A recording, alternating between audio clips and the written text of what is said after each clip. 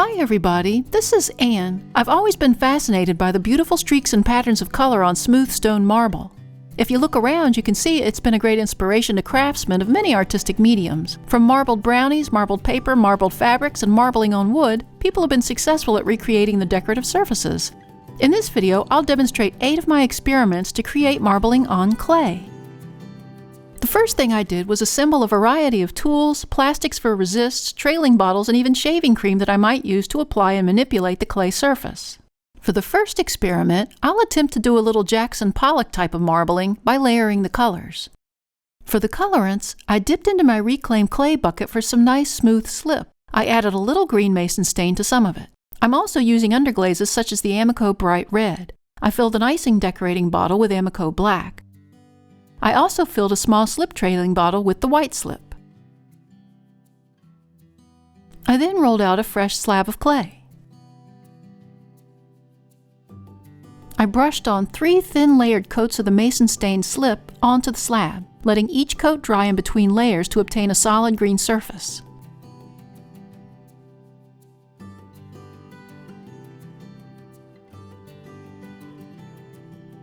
Using the black underglaze in the decorating bottle, I randomly applied squiggles over the green.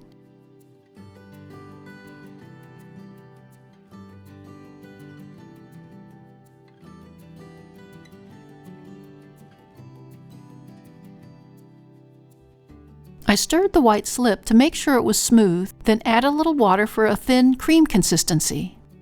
I used a hack brush to spray and splatter the surface with it.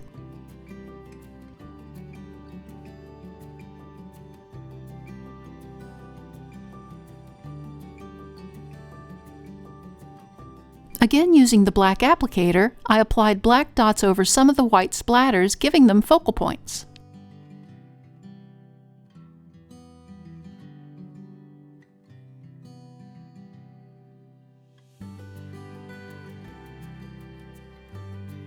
Finally, I used a tiny fingernail detailer brush dipped in red underglaze to apply small trails of red dots in various directions over the pattern.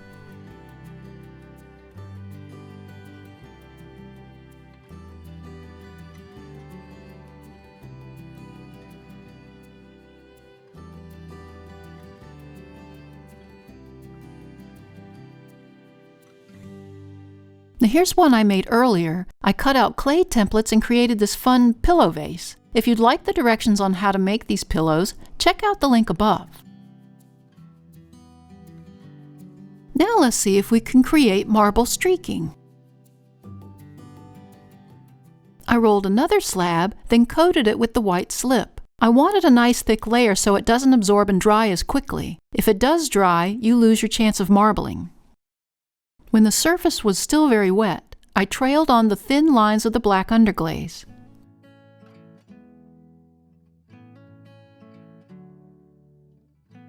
For the streaking, I took a long bamboo skewer and gently laid it over top of the lines just on the surface and pulled the skewer towards me.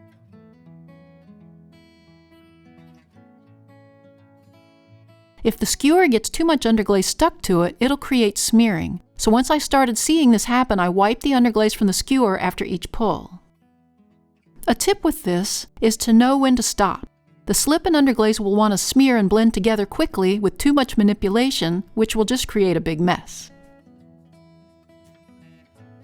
Now here's one I created earlier, again using the large surface of the pillow as the canvas for the marbling.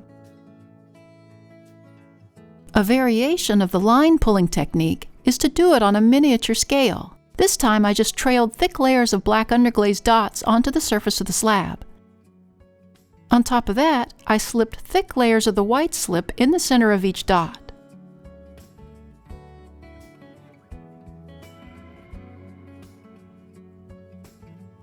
I dipped my bamboo stick into the white slip, then starting at the top of the first dot, I began to pull down all the way to the bottom. Some of the white slip dots attached themselves to the stick and came along with it as I pulled. In the end, each dot was different, creating its own unique pattern and design. Let's try and create marbled patterns indirectly, then transfer it to the clay. I'll be using a small brayer and plastic wrap for this method. I'll work right on my tabletop as I needed a smooth surface for this technique. I applied the black underglaze to a section of it. I smeared it over the surface about the size of my slab with a flat brush.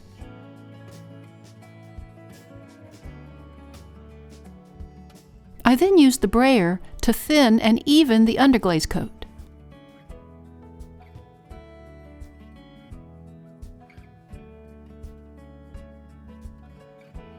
Taking a piece of plastic wrap, I folded and wrinkled it so some of the plastic would pick up the underglaze and other areas would not touch the table surface. I rolled the brayer over the plastic, creating folds and wrinkles. When I lifted the plastic, a suction occurred, creating a capillary effect in some areas. On other areas, the plastic resisted the liquid, so you could see those defined patterns too. Surprisingly, the pattern remaining on the table was also very interesting. I hadn't planned on this, but I thought I'd see if I could pick up that pattern from the table onto the clay. I placed the slab down over the underglaze and pressed it lightly with my hands. I hoped it wouldn't smear. Oh, it picked up the pattern nicely. It does look like a marbled rock. Now let's try the plastic. I picked it up and placed it over the clay in a section that I wanted to transfer down onto the slab. I gently rolled my brayer over the plastic and then lifted it up.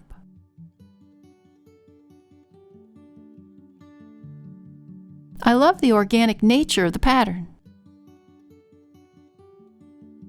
Now here's one I created earlier that I thought looked like branches of trees and shrubs. I added little bits of color to make them appear like they were blossoming. Let's try marbling using contrasting colors of clay. I again started with a white slab of clay. I had a bag of standard brand 308 Brooklyn Red. I began pinching off thin sections and smearing them down onto the slab. I didn't cover the entire slab though. The iron red is powerful and will contaminate the white clay quickly. There is a difference between the shrinkage rates of the red and the white clays, but they're similar enough so it doesn't make a difference when they're blended together and then fired. When I was happy with the amount of red clay attached, I took a brayer and rolled the surface smooth.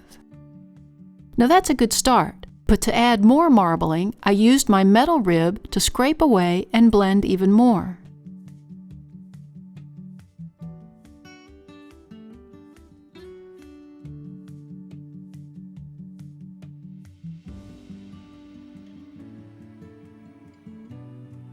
I scraped in multiple directions, making sure to clean the edge off as I went.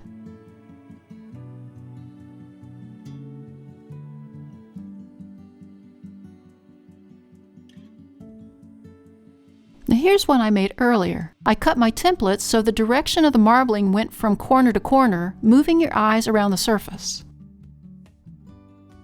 Let's try a variation utilizing the same two clays, just trying a little different technique. This time, on top of the clay slab, I'm adding red strips vertically to the surface side by side.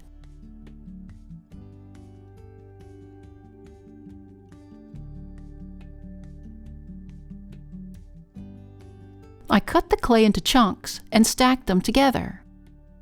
This is not a precise method, so there's no right or wrong way to do it.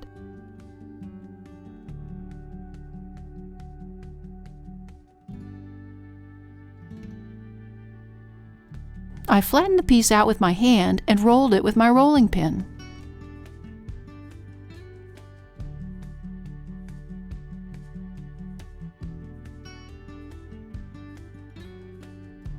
I continued the cutting and stacking and rolling until the slab began to marble. The more you repeat it, the more you'll see streaking and patterns.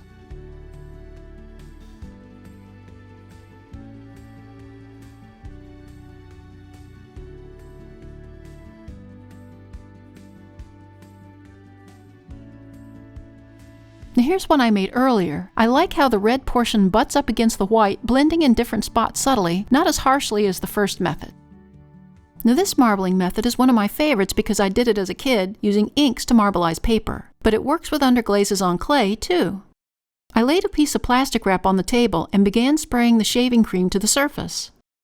Using my rubber rib, I smoothed the surface of the shaving cream until I had a flat, continuous surface about an inch deep. First, using the turquoise blue underglaze, I brushed and splattered it to the surface. I repeated this with the Speedball medium green and the Amico blush.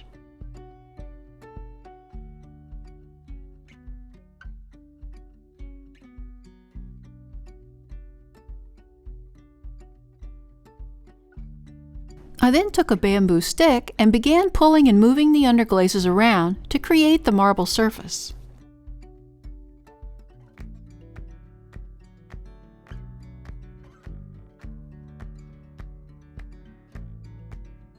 I had a bisque-fired piece on my shelf ready to be decorated. First, I rolled the outside of the piece over the surface of the shaving cream.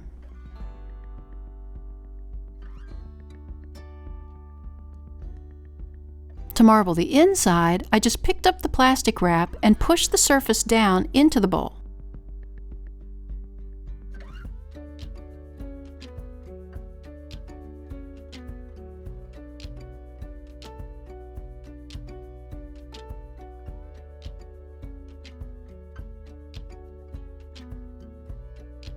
I had another little bowl I thought would be fun to decorate this way, so I did the same technique to that one.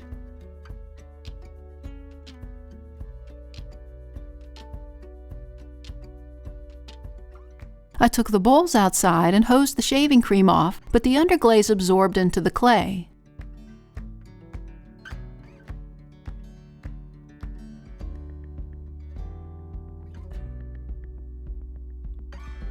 How cool is that?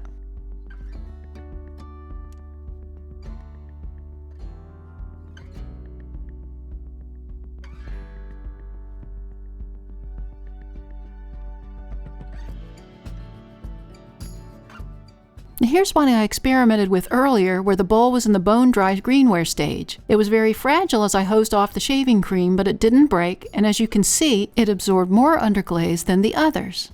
Let's experiment with trying to achieve the marbled patterning of wood grain. This technique was tricky, but I'll show you what worked best for me. I started by laying down some stiff, not runny, red-brown underglaze to the surface of the table. I had this wood grain texturing tool that you use when you're painting. Starting at one end of the table, I slid the tool down the surface, rocking it back and forth as I went. I continued this along either side of the first strip. The table had the perfect surface for allowing the sliding action and not absorbing the underglaze. While the underglaze was wet, if I were to put the clay over the pattern now, it would smear and smudge. To get a nice crisp pattern, I dried the underglaze with a hairdryer until it was totally dry. I cut a sheet of packing paper big enough to cover the top of the underglaze. I used a damp sponge and wet the entire surface. I placed the damp paper over the underglaze. Using the same damp sponge, I wet the back of the paper. I could see the underglaze underneath begin to re-moisten. Once I was sure that the top portion of the pattern was wet, I placed the slab over the top. I gently braid the back of the slab.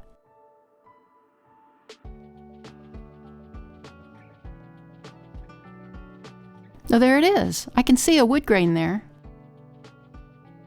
The underglaze dries quickly to the clay. I did find that to achieve a more weathered look, I gently braid the surface, making some of the underglaze color bleed over onto the white clay, thus antiquing it. Now here's one I did earlier, just using the green slip instead of the underglaze. The consistency just needs to be more on the thick, creamy side than the thin side. Let me know in the comments what marbling techniques that you've had success with. Thanks to the newest members of our Little Street Pottery Research Facility team. If you'd like to join the team and earn a title, click on the Super Thanks button or the link to buy me a coffee. It also really helps us out if you hit that like button and subscribe to our channel. See you next time in the studio.